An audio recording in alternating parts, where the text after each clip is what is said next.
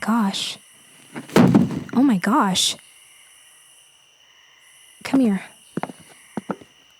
I got you. Lay on the couch. Hey. Stay with me. It's gonna be okay. Oh my gosh. What happened to you? Oh no. You've lost too much blood. I'm sorry. I have to do this.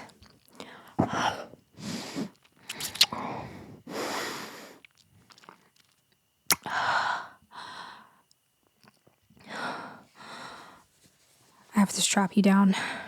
Just breathe for me, okay? Just breathe. I know it hurts. The pain will leave soon. Just close your eyes, and everything's gonna be okay. All right?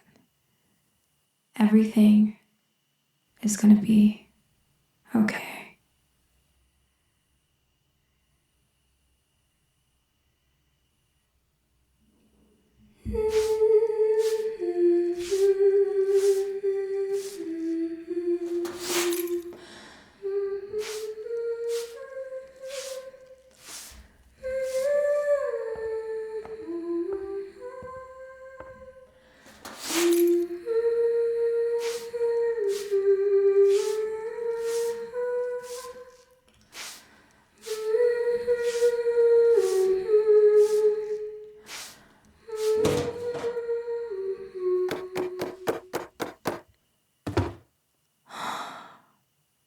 You're awake.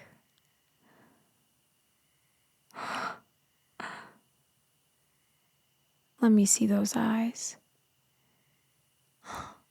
Open.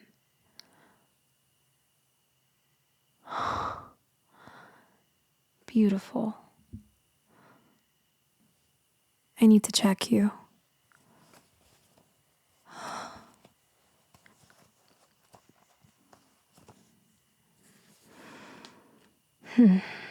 Well, it looks like everything's good.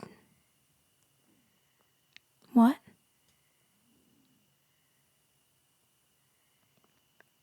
Where did the wounds go?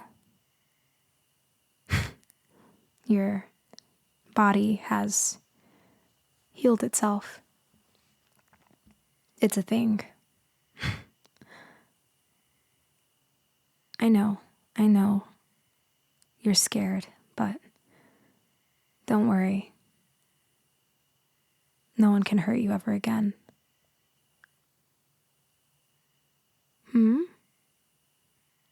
What am I?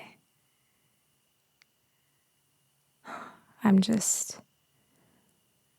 someone who tried to do the right thing. Do you remember anything that happened? Well, good. I'm sure it was pretty traumatic.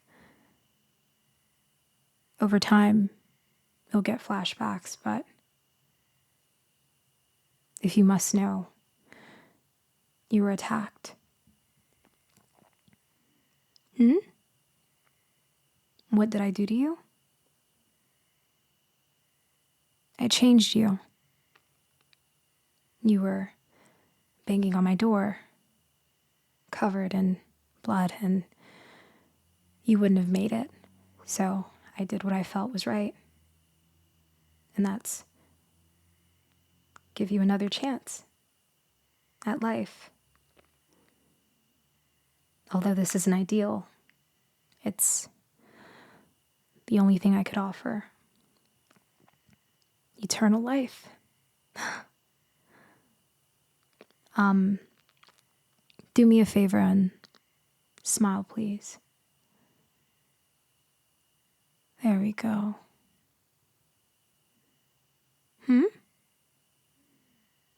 Is something wrong with the mirror? Oh. No. We can't see ourselves in mirrors. It's okay, I promise. you're still here. Other people can see you too, but you must follow these rules. Never step into direct sunlight. You'll expose yourself, and while you may be stronger, faster, and immortal, we aren't the only ones of our kind.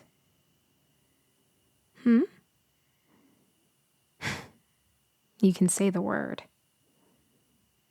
Yes, vampires. While this isn't the life I would have chosen for myself, knowing what you go through, I just thought this would be better.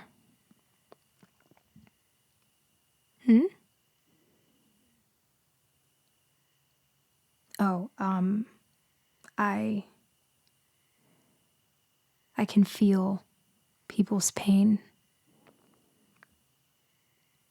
I smelled you before you even got here. It's my gift. You've been through a lot, and I'm sorry. Why the face? Are you still in pain? No? Are you upset? Then what is it?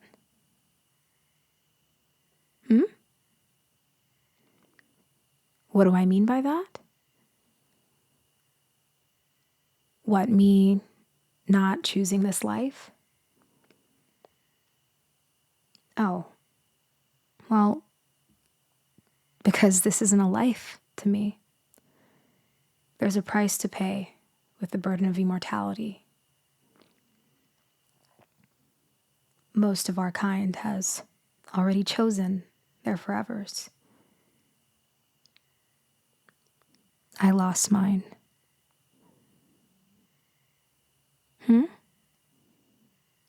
What happened to me?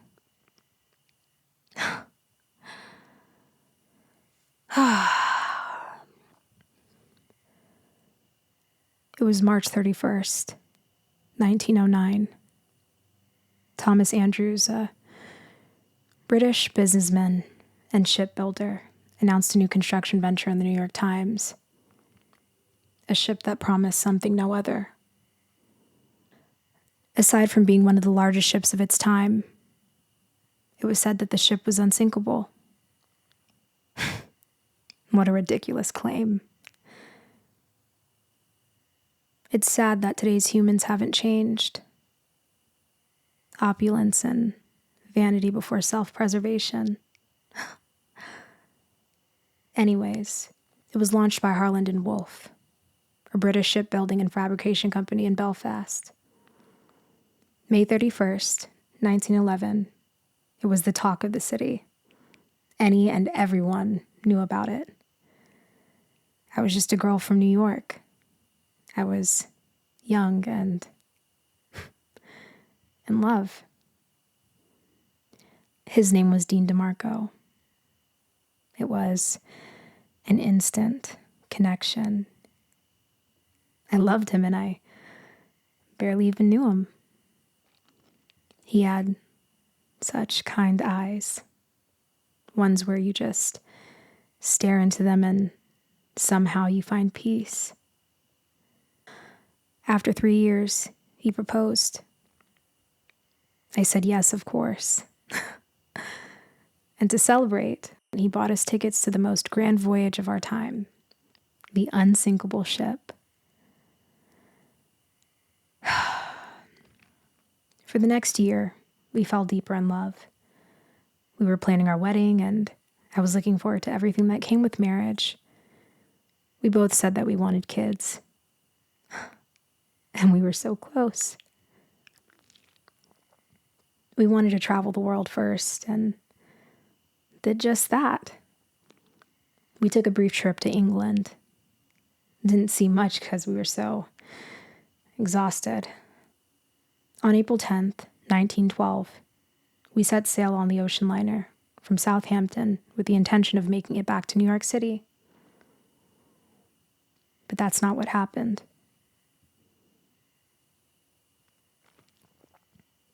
In the beginning, everything was nice. Beautiful views, lots of champagne and music. It was truly a grand time. 3 days later, I woke up with a bad feeling. Something wasn't right, and I knew it. I told my fiancé I wasn't feeling well, and he brushed it off as me being seasick. At one point, he even suggested I may be with child. As much as I wanted to wait in that delusion, I couldn't shake this ominous feeling. Once the sun set, the parties began once again. On this night, I told my fiancé to go without me, and he promised that he'd check in from time to time. I told him that wouldn't be necessary. He paid so much money for these tickets, I didn't even want him to miss a moment, you know?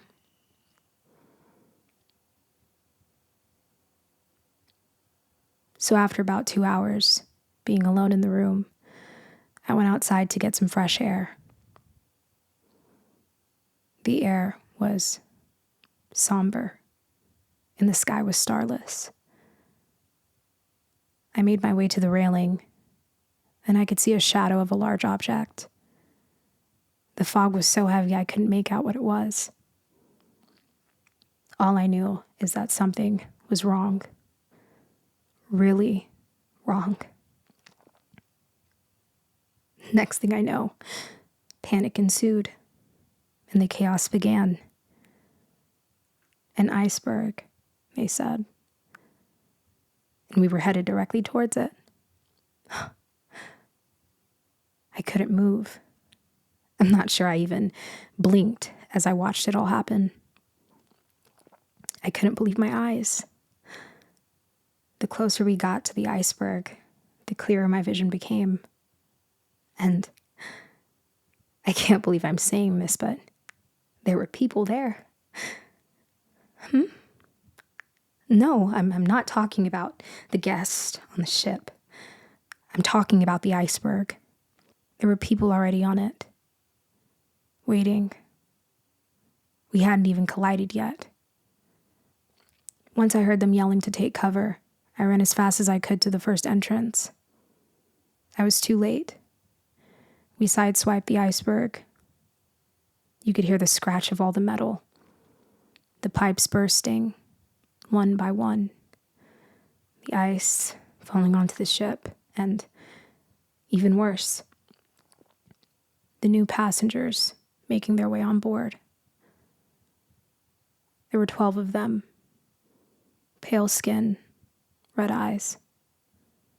I've never ran so fast. I hid in one of the nearest rooms. My fear wasn't the ship sinking. It was them. The story we know today is not the truth. More so a digestible account of what really happened. The ship was said to be unsinkable, for crying out loud. There were a series of compartment doors that could be closed in the event of a bow being breached. This was never supposed to happen. But these people, these creatures, they were not human.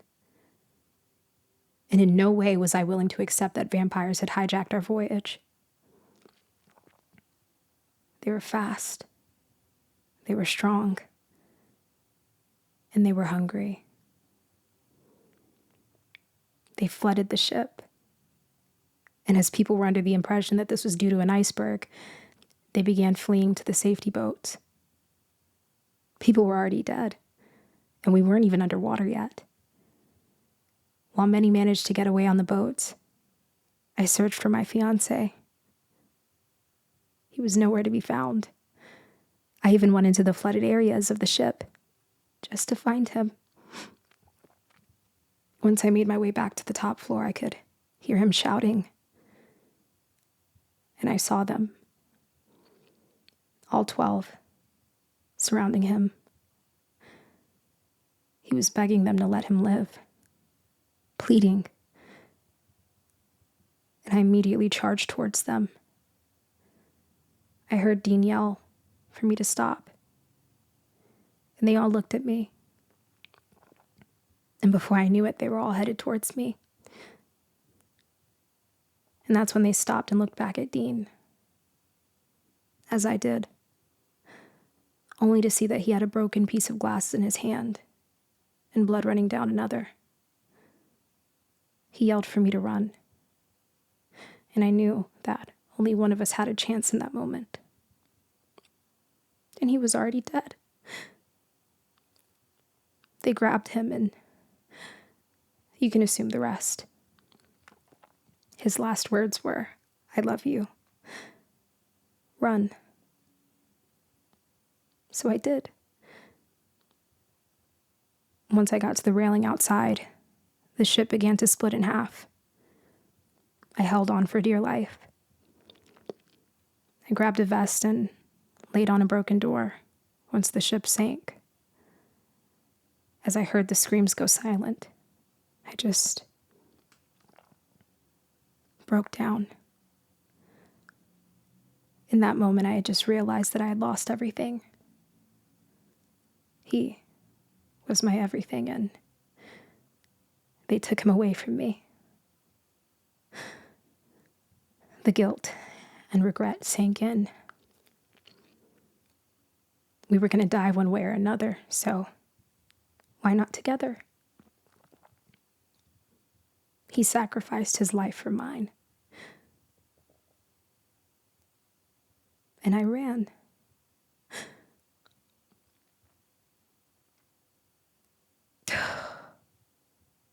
I'm fine.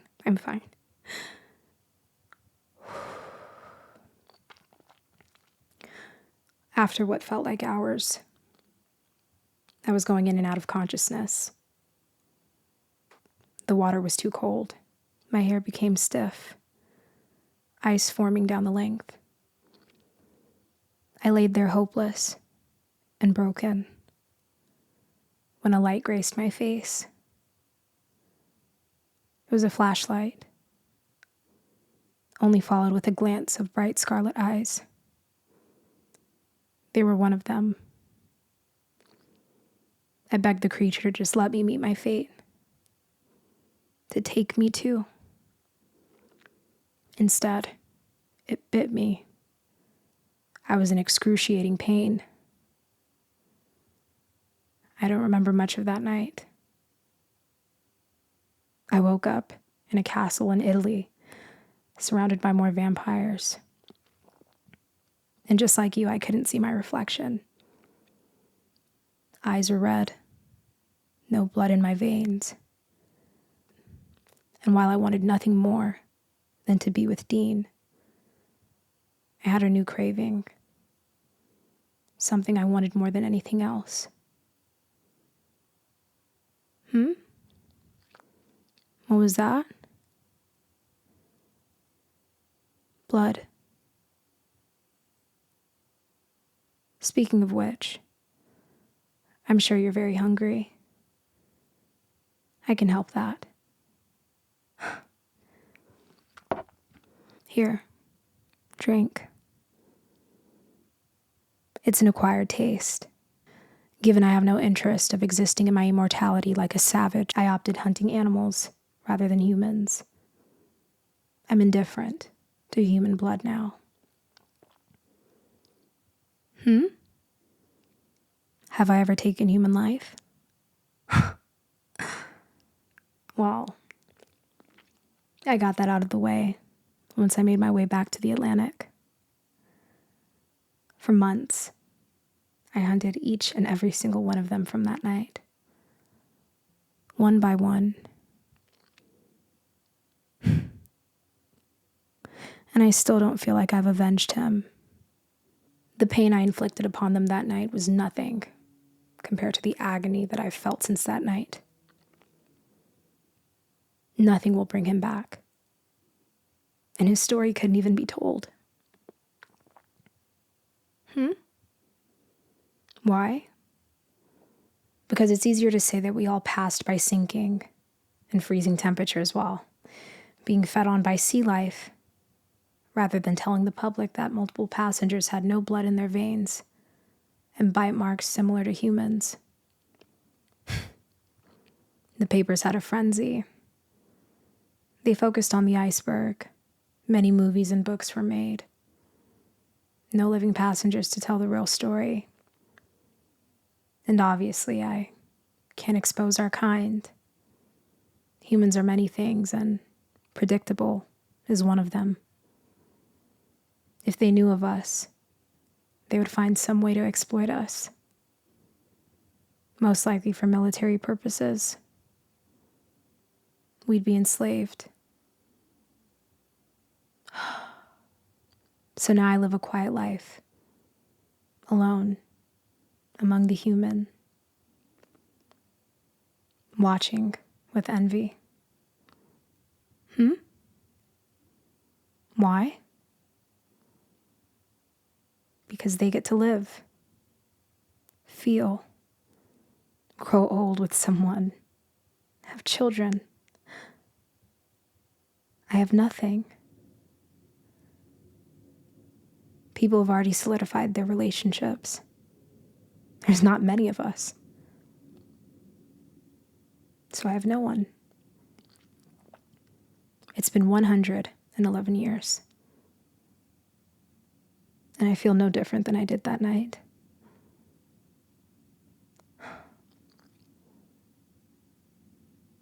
Your eyes. They had the same innocence as Dean, right before he told me to go. Full of fear,